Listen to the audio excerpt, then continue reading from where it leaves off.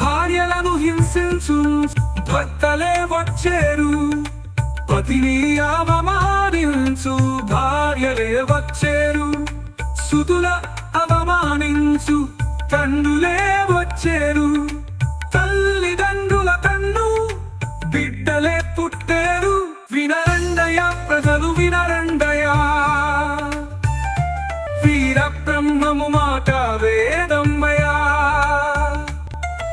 ఏడేండ్ల నాగయ్య వేదములు చదివేను, అరేండ్ల అంకమ్మ అమడ బిడ్డల కనును, వెంపల చెట్లకు దోట్లు వేసేరండి.